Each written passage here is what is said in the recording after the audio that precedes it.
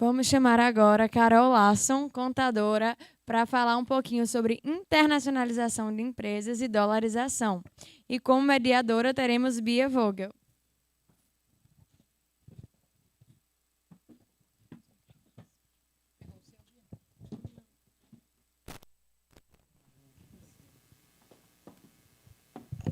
Bom dia, pessoal. Obrigada pela presença de vocês no nosso segundo dia de Econ. E ontem nós conversamos sobre a parte de proteção patrimonial e planejamento pré-imigratório. E hoje nós vamos bater um papo, mais um papo do que para que fique mais claro para todos e para aqueles que estejam nos assistindo, fique uma coisa também mais clara e interativa. Hoje nós vamos falar sobre a parte de internacionalização de empresas e o que nós, da Larson, podemos fazer para os nossos clientes que querem ou internacionalizar a sua marca ou que querem realmente levar o seu negócio para ter uma sede nos Estados Unidos. Verdade, Carol. A gente recebe muitas perguntas a respeito disso. E acho que a primeira e a principal é: quais são os primeiros passos, né? O que eu preciso começar a pensar se eu desejo internacionalizar a minha empresa? O primeiro passo é entender qual vai ser a sua estratégia de entrada no mercado. Você vai entrar através do seu próprio negócio, você vai comprar uma franquia, você vai fazer uma parceria já com alguma empresa local. Esses 3 pontos são bem importantes de serem definidos para que todo o processo tenha um bom resultado. Então, a gente começa definindo essa estratégia de entrada. Outro ponto muito importante é entender a cultura do local onde você está levando a sua marca. Então, se você está levando para os Estados Unidos, nós temos que entender a cultura local. Se você está levando para a Europa, temos que entender a cultura desse espaço. E entendendo que cada estado tem uma cultura, né? Então, toda vez que for fazer uma pesquisa de adaptação cultural ou de viabilidade, levar em consideração que os estados possuem diferentes culturas e pontos que são mais interessantes para alguns tipos de negócio. Então, alguns estados, talvez você entre por uma parte que seja mais interessante porque você está levando uma indústria, pois o local já é um polo industrial, ou você quer uma coisa mais voltada para o turismo, então a gente fala de Disney, ou você quer alguma coisa na área alimentícia, a gente precisa entender qual é a população do local para que a gente consiga ajudar também nesta parte de compreensão e adaptação à cultura. E lembrando que internacionalizar não significa somente levar em si a sua empresa para os Estados Unidos. Nós temos grandes marcas que elas apenas registraram a sua marca lá. Ou seja, registraram uma marca ou registraram uma patente. Isso já faz com que elas tenham presença de mercado. Elas já começam a sentir como é a economia local antes de realmente mudarem toda a estrutura e pensarem na parte de contratação, de espaço a ser ocupado. Então, é um bom medidor para aqueles que têm interesse em internacionalizar a empresa, começando com a internacionalização da marca. E lembrando que eu sempre gosto de recomendar que, quando você registra uma marca, existem N formas de você fazer isso. Você pode estar fazendo a nível nacional, a nível estadual e a nível internacional. Então, para aqueles que querem internacionalizar, sem dúvida, tenham certeza, tentem atrás de que o registro tem que ser o internacional. Recentemente, nós fizemos uma consultoria para uma grande empresa que está indo para lá, e ele falou: já registrei minha marca. Aí eu falei: me passa o número de registro. Quando eu fui olhar, a marca dele era registrada no Brasil. Ele não tinha registrado a marca nos Estados Unidos, e o nome dele já estava, inclusive, sendo usado por uma outra empresa. Então, são assim pontos fundamentais para que você não planeje tudo, chegue lá e você já tem alguém que já está usando a sua marca. Então, como que você vai entrar num país diferente, sendo que você já tem um histórico aqui, se nem a sua marca você ainda não tem o direito de uso no exterior? Só para as pessoas entenderem o contexto, Carol, a parte da Larson realmente é sobre estruturação, sobre a viabilidade da empresa estar operando, os estudos pelos estados, né? A sua licença permite que a gente auxilie os clientes em qualquer estado americano, né? Então, ele não precisa só iniciar na Flórida. Mas existe uma parte muito interessante que eu vejo você orientar os clientes sobre realmente a viabilidade, pesquise, estude mercado, entenda. E acho que o primeiro passo é realmente você levar a sua marca, né? É o mais econômico. Sem dúvida, o custo vai ser bem menor e é um ótimo medidor de mercado, porque você já começa a expor a sua marca online, você já pode fazer parceria sem mesmo ter a empresa lá. Então, a gente chama de joint ventures, 2 empresas se unem ou 2 pessoas se unem para um objetivo em comum. Então, é a forma mais eficiente e menos arriscada, porque a análise de riscos ela é tão importante como entender também a questão de aceitação de mercado, porque um produto que às vezes é muito bem vendido aqui no Brasil não tem saídas de mercado lá. E a gente tem vários cases. Você pode contar, principalmente vários do pão de cases, queijo? várias histórias de empresas que em resultados incríveis aqui no Brasil, que levaram as suas instalações mesmo para os Estados Unidos, mas com uma convicção grande de que, porque o negócio funcionava aqui, funcionaria da mesma forma lá. Infelizmente, não. Então, vocês todos já devem ter ouvido falar, quem já ouviu falar da Vivendas do Camarão. Então, Vivendas do Camarão entrou super forte no mercado, abriram várias franquias na região da Flórida e no sul da Flórida e não conseguiram sobreviver ao mercado. Girafas é uma outra marca que entrou pesado no mercado. Mas qual foi o problema dessas duas marcas? Aqui no Brasil, não só a questão do paladar, mas a questão da rotina das pessoas na hora do almoço ir comer uma comida rápida. Lá o almoço é realmente um lanche. Então, às vezes, as pessoas têm 10, 15, 20 minutos de almoço. E eles não tinham muita movimentação, até mesmo aqui no Brasil de noite. O maior movimento deles também era durante o dia. E entre várias outras histórias, já chegaram abrindo 10, 15 como a unidades, gente teve né? alguns clientes recentemente, naquela auge do pão de queijo. Imagina, a gente brasileiro ama pão de queijo. E nós não tínhamos um produtor local. Todo o pão de queijo era importado aqui do Brasil. Aí, uma grande ideia, essa pessoa levou a marca para lá, criou uma fábrica, se instalou. E, na hora de começar o processo de produção, um pequeno detalhe, queijo curado. Queijo curado não existe nos Estados Unidos.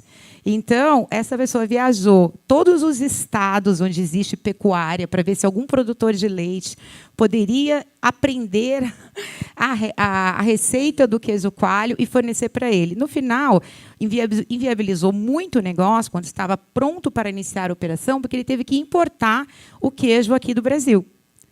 Então, assim, os custos, toda aquela produção de budget da fábrica de operação. Exatamente, de expectativa de receita, demorou quase um ano para eles conseguirem começar a produzir, e depois, no final, eles viram que realmente fazer a importação não dava certo. Hoje em dia, até ainda existe, né, queijo curado lá, mas é importado também, então o custo é bem mais caro. Você vai num supermercado aqui, quanto deve custar um queijo? Talvez 20, 30 reais. Não tenho muita ideia dos valores aqui. E lá você vai pagar o dobro ou o triplo, porque é um produto que não é nacional. Eu acho que eu vejo muito você orientar os clientes também sobre a experimentação, né? Se você tem um grande restaurante aqui e vai abrir uma unidade lá, você não precisa abrir do mesmo porte. Você pode começar pequeno, testando o cardápio, avaliando o mercado e depois você vai expandir. Sem dúvida. Eu vou dar um exemplo dessa parte de alimentação, que os brasileiros adoram ir para lá e levar comida, porque a nossa comida é maravilhosa. Então, aí você compara com americanos e fala, não tem como não dar certo levar uma comida tão boa para os Estados Unidos, sendo que a gente tem essa carência. Essa empresa era um restaurante japonês muito grande lá em São Paulo, que eles sentavam mais de 500 pessoas no almoço e 500 no jantar. E aquela coisa da muita credibilidade no negócio em um país estranho, alugaram um espaço caríssimo, tiveram que fazer toda a obra dentro desse espaço. Extremamente movimentado. Num lugar extremamente movimentado, que é ali em frente à Roda Gigante de Orlando, para aqueles que conhecem, é uma atração turística, tudo para dar certo.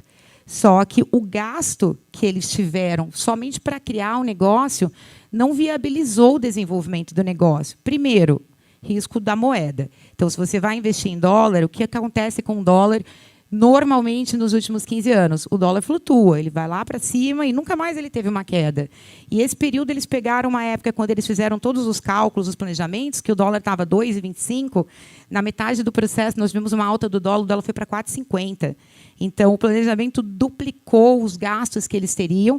A parte de operação, todos sabem que abrir uma empresa, pelo menos 3, 4, 5 meses para você começar a ter lucro. Eles não tiveram cash flow, não tinham caixa para manter as operações. Tentaram, investiram mais dinheiro, fecharam, perderam todo o investimento e voltaram ao Brasil.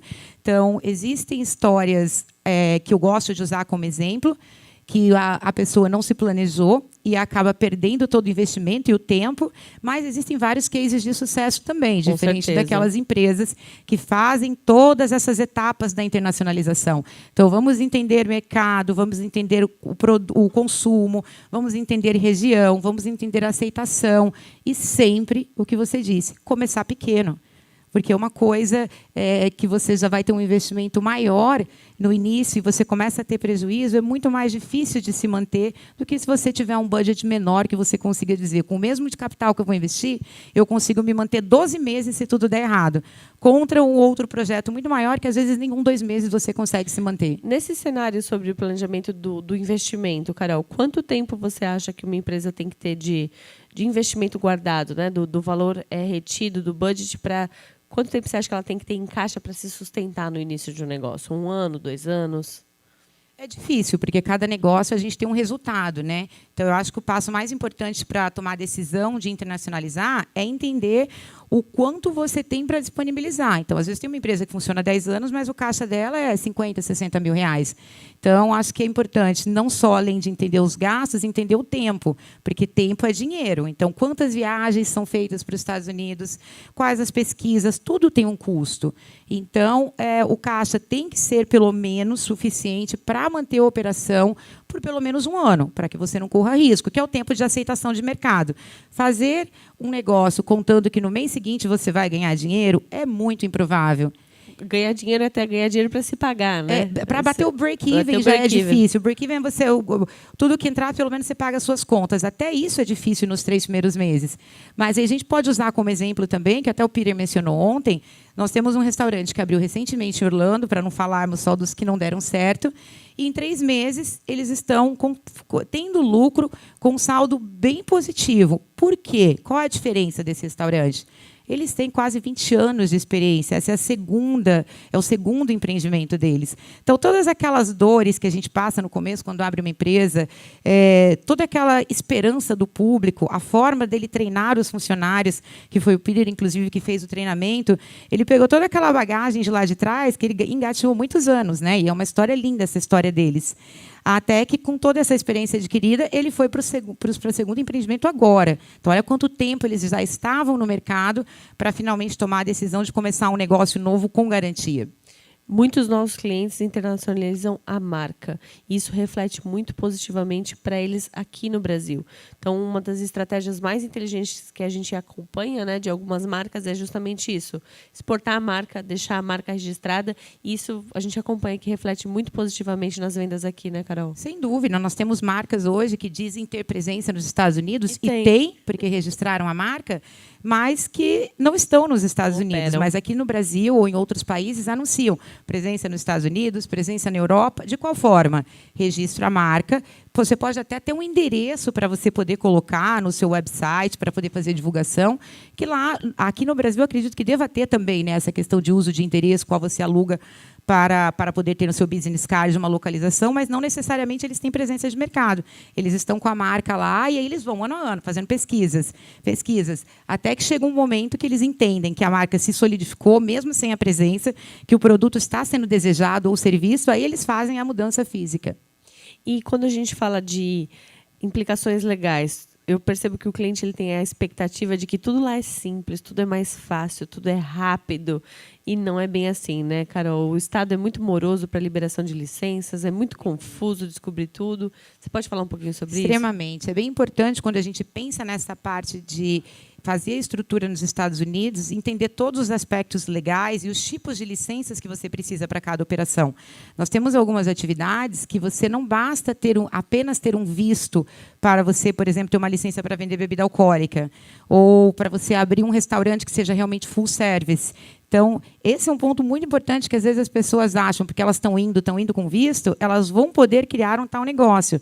Então, lembrando, novamente, é por estado o licenciamento. Abrir um restaurante na Flórida não é igual abrir em Nova York. Cada um é supervisionado por um tipo de departamento, inspeções diferentes e regras diferentes para poder entrar no mercado. Outra coisa que eu percebo aqui é que aqui, quando você vai abrir uma empresa ou uma estruturação, a junta comercial, você não consegue abrir se você já não está com tudo licenciado.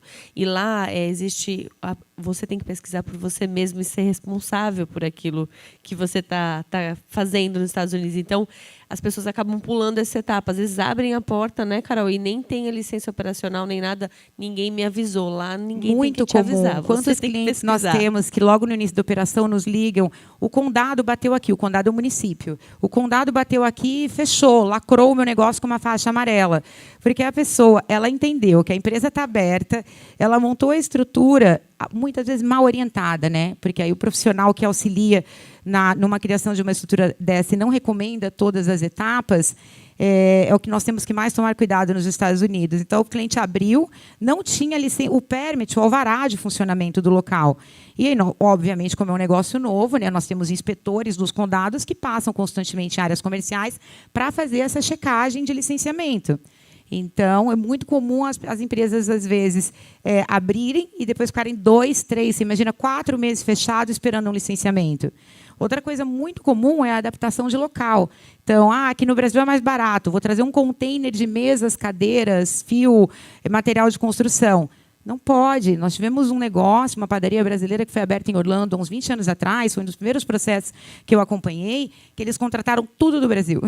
Era o eletricista do Brasil, era os móveis daqui, só que nós temos um código de construção. Não é qualquer produto, não é qualquer porta que você pode usar, não é qualquer fio que você pode usar. Para resumir, eles tiveram que quebrar toda a padaria e reconstruir. Porque eles não, assim. Porque eles acreditavam, como a maioria das pessoas sempre faz com boa intenção, mas não entendeu como era o mercado para esse tipo de negócio. A mesma coisa com a estruturação legal. Então, a gente atende clientes que já estão abertos, estão pagando impostos em índices altíssimos. E aí, quando a pessoa realmente sente, porque o negócio começou a dar lucro, que lá você só começa a pagar imposto quando você tem lucro, porque é tudo lucro real. Então, a pessoa começa a operar e começa a sentir o quanto está saindo daquele lucro para o imposto, que aí ela vem atrás de uma consultoria para a gente analisar o tipo de tributação. O que é o mais importante para o resultado, para um bom resultado e para o sucesso do seu negócio? Que o seu lucro seja cada vez maior, porque não faz sentido e não tem intuito algum você continuar insistindo com uma coisa que o seu resultado mal vai conseguir pagar as contas da sua operação. As pessoas vão muito pelo que é popular, né? A gente estava comentando sobre visto, né? Na época todo mundo fazia L1, depois o EB2. E muito isso também. Muitos clientes já chegam, não, já sei que eu tenho que abrir uma LLC, que tem que ser assim. E aí você sempre pergunta, por quê? Não, porque me falaram, porque um amigo fez. E muitas vezes não é isso, né, Carol? Estudar o cliente, estudar o que ele precisa, ele acaba não fazendo isso, né? Vai pelo que é mais comum. É muito comum, acho que em todas as áreas aqui no Brasil também, o cliente, o empresário, vamos dizer assim, escutar ou tentar seguir o exemplo do coleguinha que já fez um negócio parecido, sem realmente entender se está funcionando. Porque às vezes é lindo, você vê uma empresa lá maravilhosa, há muito tempo no mercado, mas você não sabe por trás o que existem ali nos números. E isso é comum, isso é muito comum. Então, essa questão da pessoa conseguir ter tudo muito bem definido em relação ao tudo que é essencial antes de levar a marca é o primeiro ponto.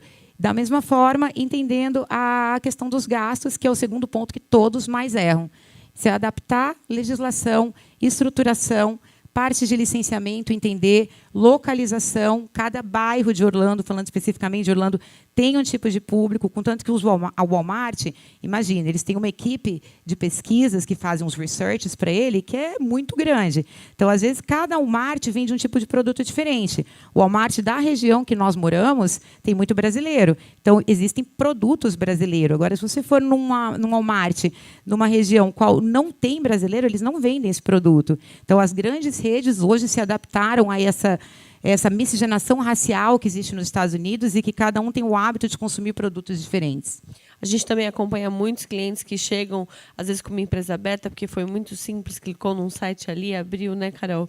E aí também, com a estruturação errada, as pessoas acabam nem fazendo a documentação básica necessária, e quando vai falar com a Bruna, não tem contrato social. Não tem Esse é o maior erro, pessoal, porque se abre internet online, se abre empresa na internet nos Estados Unidos, né? Como hoje até tem uma empresa aqui no Brasil que faz isso, só que você não tem assessoria de ninguém. Então, as pessoas, às vezes, abriram a empresa online, elas acreditam que a empresa está incorporada, que a tributação já foi definida e ela não foi. Aí é onde vem os problemas. Normalmente, as empresas que têm sócio, elas não têm o contrato social. Então, numa disputa, não existe o que ser disputado. Então, é fundamental entender toda essa documentação, a parte documental também, para poder diminuir os problemas futuros, principalmente entre sócios, que é o que mais acontece. E porque legalmente você não precisa contratar alguém para fazer, mas você é obrigado a ter toda a documentação registrada, né, Carol? Isso é um ponto bem importante também de entender o mercado, porque quantas vezes eu já escutei, eu não preciso de um contador nos Estados Unidos. Isso não é verdade. Os Estados Unidos ele oferece muitas facilidades, inclusive temos lojas de construção que você vai lá, compra o material, você assiste um vídeo de 10 minutos e você instala o piso na sua casa. A mesma coisa com a parte de tecnologia. Então, baixar as transações bancárias do seu banco e colocar no sistema. Mas e daí? Classificar essas transações. Colocar nas categorias adequadas para que sejam dedutíveis. E, mais uma vez, nós somos lucro real. Então, é super importante um acompanhamento contábil junto com o planejamento fiscal para que a gente consiga realmente medir os resultados e medir os riscos. Quando a gente fala de procurar parcerias, eu vejo você orientar muitos clientes sobre isso. Qual que é uma abordagem ideal para quem está pensando em internacionalizar? O que você aconselha que a pessoa faça? Quando a gente sempre menciona para os clientes de parceria, o que eu digo é buscar no mercado pessoas que podem atender a demanda da sua empresa, para que você não tenha que, de uma vez, já está montando um negócio novo, você tenha que ter a mesma estrutura robusta de Brasil. Então, buscar parceiros, no meu caso, que presto serviços, eu tenho inúmeros parceiros aqui no Brasil, na área contábil, tributária, corretores, médicos, inclusive, os quais a gente tem que ter uma certificação, saber o histórico da pessoa, saber os casos de sucesso que essa empresa ou esse profissional já desenvolveram, porque o risco também de parcerias ele é muito grande, porque tem gente que se vende muito bem. Hoje em dia, com rede social, tem pessoas que vendem gato por lebre, né? A gente sabe disso. Então, na hora de buscar um parceiro em outro país, principalmente, é entender até a parte de caráter, o histórico profissional e questionar quantos casos, me dá exemplo, posso falar com alguém para perguntar, porque antes de recomendar ou se associar, você tem que entender tudo isso, porque se você se associa a uma marca errada ou que já teve algum problema no mercado, consequentemente você vai estar acabando com a sua chance de internacionalizar e ter sucesso nos Estados Unidos. E uma pessoa tem que estar lá para abrir uma empresa? Ela tem que ter visto de trabalho ou visto de turista? Como funciona esse processo? De forma alguma. Voltando na parte de internacionalizar a marca, se você não vai ter presença física, você não vai criar uma operação, você não vai estar lá trabalhando, você não precisa ter nem visto. Agora, estar lá também não é um problema, o fato de você não poder ir aos Estados Unidos. E até uma boa dica que eu dou, se você já tem um plano, já tem uma ideia, nós estamos fazendo atendimento com algumas empresas já há quase um ano. E agora que eles estão no momento de ir a primeira vez. Então, à distância, eles contrataram profissionais aqui no Brasil, que conhecem de mercado lá também, contrataram profissionais lá, fizeram todo o estudo, e agora que eles estão indo. É um processo longo, e nunca nem foram lá. Agora vão fazer visitas a locais para entender qual o local que mais adapta a marca, o tipo de produto que eles vão vender. Então, existe um processo que não adianta tentar ter pressa. Temos que fazer as etapas, uma a uma, com muita cautela e sempre validando. Terminei uma etapa, validei. Terminei a segunda, validei. Terminei a terceira e assim por diante. É o grande segredo para o sucesso. Você acha que a parte de business advisor que você faz, você se destaca nisso por também ser empresária em diversas áreas? Eu acho que sim. Eu acho que é um grande diferencial, porque a contabilidade é a minha paixão, é a minha profissão, mas eu tenho outros negócios, e a experiência de ter vivido e viver outros negócios, óbvio que você vai entendendo a diferença de cada um, e nem todos os problemas que eu tenho no escritório de contabilidade eu tenho nos meus outros negócios.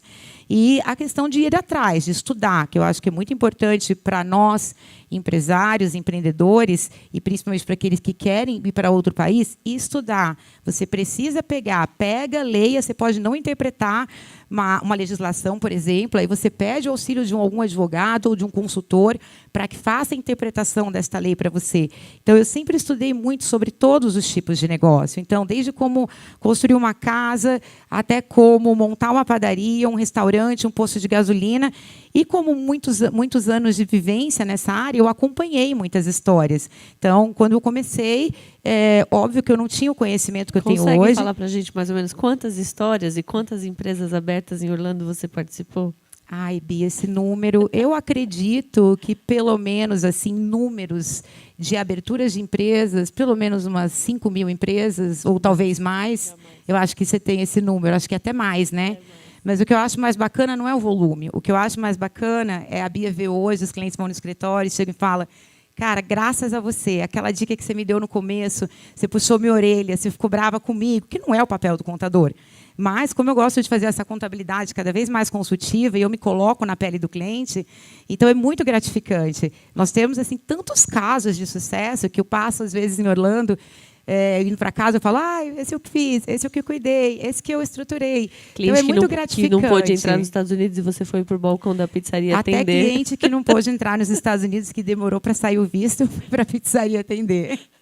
Mas justamente para fazer dar certo, né, Carol? Acho que esse é com dos certeza, grandes diferenciais. Com certeza, acreditar no sucesso. E eu sempre acredito junto com o cliente quando eu acho que é viável. Você sabe, eu sempre impulsiono o cliente porque eu estou vendo a viabilidade. Agora, se eu realmente vejo que o negócio não vai para frente, como existem vários e vários casos, você diz para o cliente, fala: olha, não é viável, fiz o processo de due diligência, não vai dar a lucratividade esperada, e o cliente insiste. Porque o cliente ele sempre está com aquele sonho, uma expectativa muito grande. Aí ele fala: não, é porque o cara está vendendo o negócio porque ele quer se aposentar. Será que é porque ele quer se aposentar? Será que esses números sendo tão bons assim, ele precisaria se aposentar? Ele não poderia transferir para alguém da família? Então, os números não mentem, né? O Edson, que está ali nos assistindo, sabe que é contador. Você olhou o número, você fala: isso daqui é viável ou não é? E existem, obviamente, outras análises que têm que ser feitas também, né? Falando um pouquinho sobre análises, hoje os relatórios dos Estados Unidos eles são muito frágeis, né, Carol? Os relatórios de apresentação internos, contábeis. Um processo de due diligence, quando você vai comprar um negócio já estabelecido, é muito importante, né? Não é uma despesa, é um investimento, né?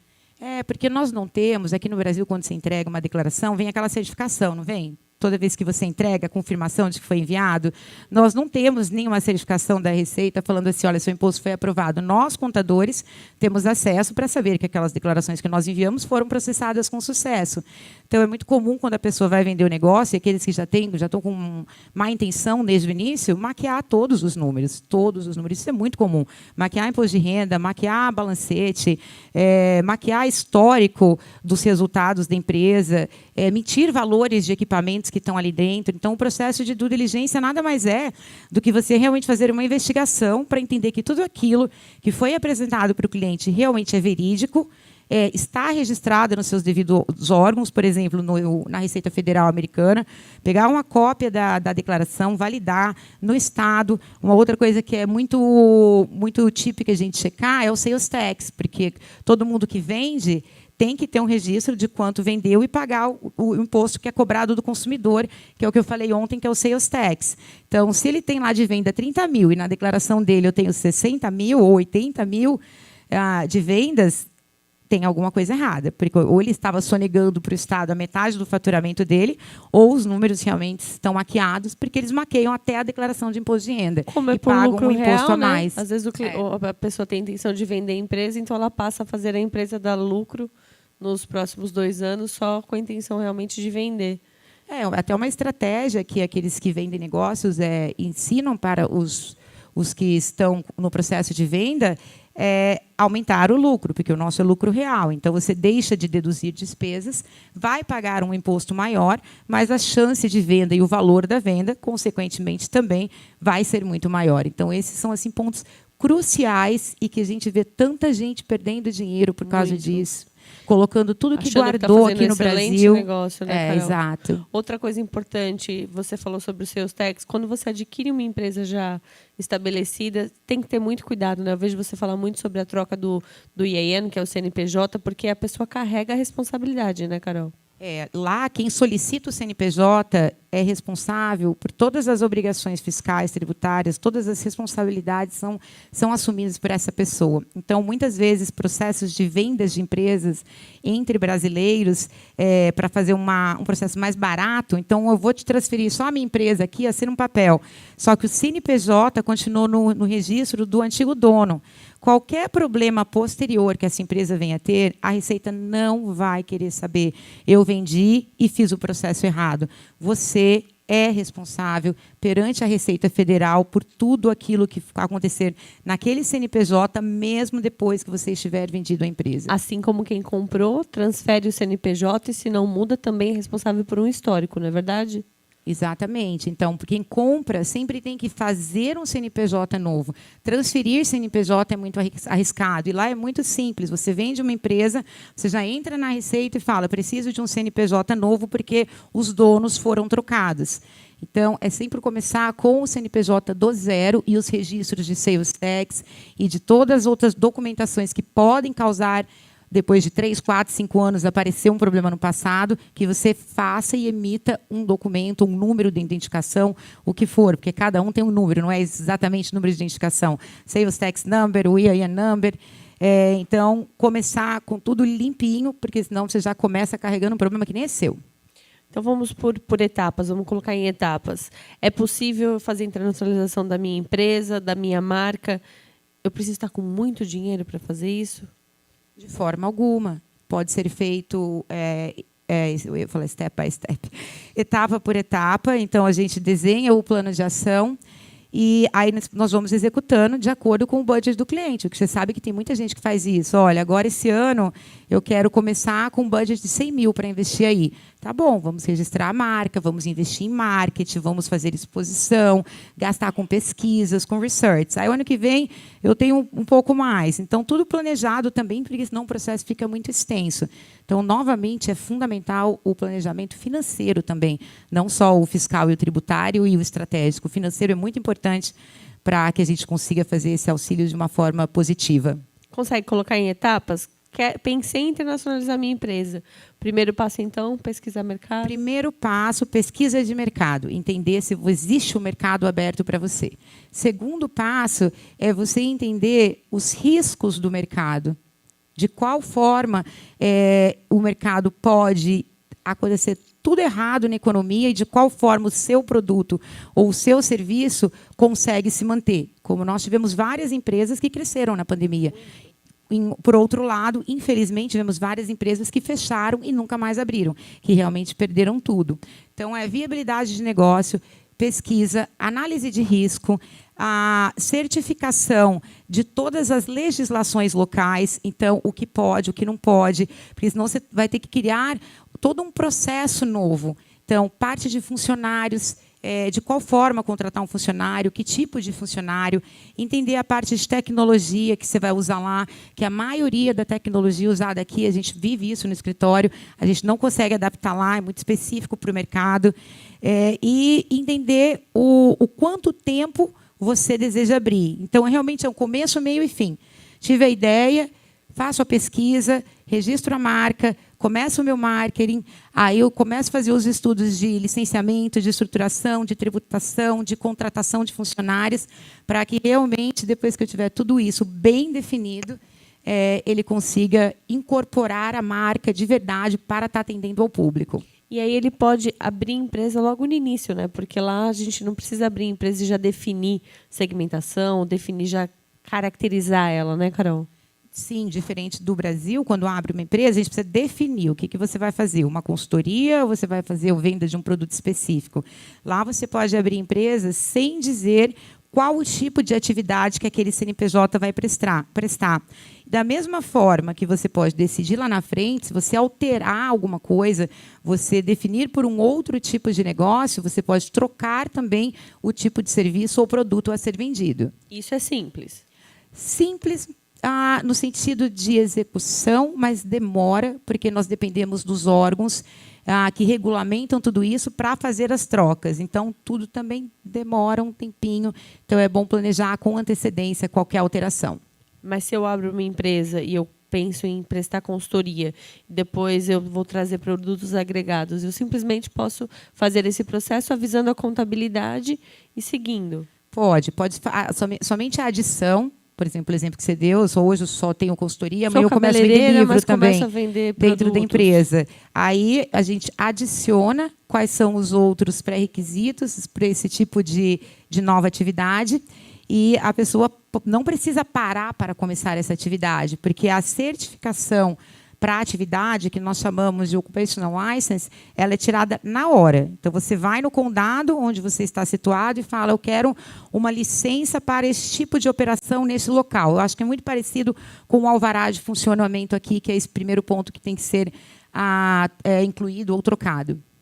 Os profissionais que precisam se licenciar, né? Então, tem profissionais de beleza que precisam tirar licenças. Existe a possibilidade da pessoa fazer esse tipo de atividade lá, ainda não tendo residência, permissão de trabalho lá?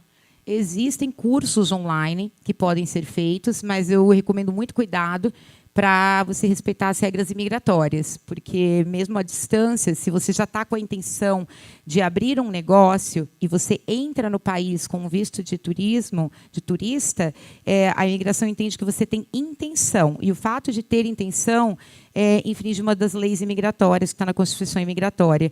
Então, tudo que for fazer, ter certeza que pode ser feito e que não pode impactar o teu aspecto imigratório. Quando as pessoas seguem esses passos, qual que é a probabilidade da coisa funcionar e dar certo? É muito difícil dar errado. É muito difícil dar errado. Se a pessoa fizer o passo a passo e, como eu disse, validando cada passo que foi concluído, é praticamente impossível que a empresa que vá para os Estados Unidos não tenha sucesso. Você acha que a Larson se diferencia no mercado nessa parte realmente de estar preocupada com o todo do cliente? Sem dúvida. Eu acho que o grande diferencial nosso é que nós não cuidamos somente do número do cliente. Nós cuidamos do coração, da casa, da família, do negócio, dos amigos e de tudo aquilo que está envolvido com o processo dele. Então, esse serviço de ponta a ponta, o qual o cliente entra ali e ele sai com tudo resolvido, é sem dúvida o nosso maior diferencial. Eu sempre falo, os clientes falam assim, só quero abrir uma empresa. A gente fala, não, mas você precisa primeiro de uma consultoria, porque na maioria das vezes nem ele pensou em tudo isso, né, Carol? É só na consultoria e conversando sem dúvida. E não que é a gente nem consegue identificar. E não é nem pelo ponto, né, Bia, de querer vender mais serviços, mas é justamente devido ao resultado. Então, eu fico assim, tão emocionada quando eu vim para o Brasil, até aqui nesse evento algumas pessoas já falaram comigo, eu fui recomendada pelo fulano, você abriu a empresa dele há não sei quantos anos atrás lá, e ele te recomenda, falou que é 100% posso ter 100% de confiança, que você assessorou com tudo. Então, é muito gratificante, né? E, aí, consequentemente, o sucesso e o resultado ele aparece. Então, genuíno, né? A preocupação de que dê certo. E a gente tem históricos realmente de clientes que estão conosco há muitos anos e aí também chega, né? A cada passo que vai dar, o telefone toca, né, Carol? Cria uma dependência, porque é tão bom quando a gente tem a contabilidade como um aliado consultivo, né? Sem dúvida alguma. Essa dependência ela é super nítida. Às vezes o cliente vai fazer uma coisa que não tem nada a ver com a empresa.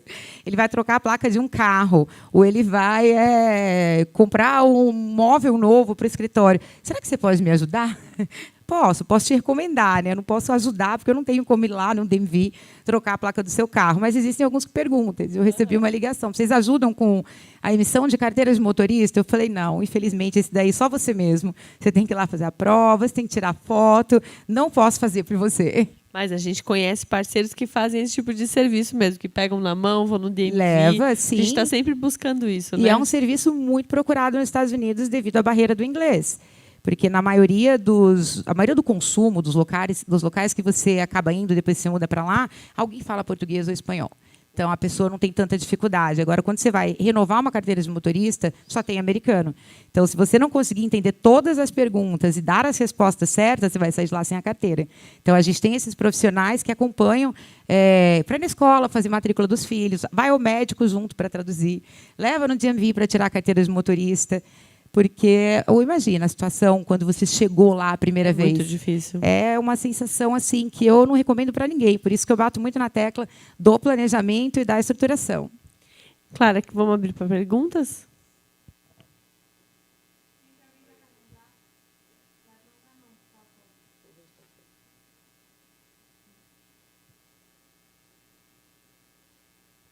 Nenhuma pergunta. Acho que você foi muito, Foi muito clara. Espero que Mais sim. clara que eu. Espero que sim. Espero que eu possa ter contribuído com algo. E estamos 100% à disposição para qualquer tipo de pergunta, qualquer tipo de dúvida. Não só aqui, mas quando retornarmos também aos Estados Unidos. Obrigada, Sim, pessoal. Obrigada, pessoal.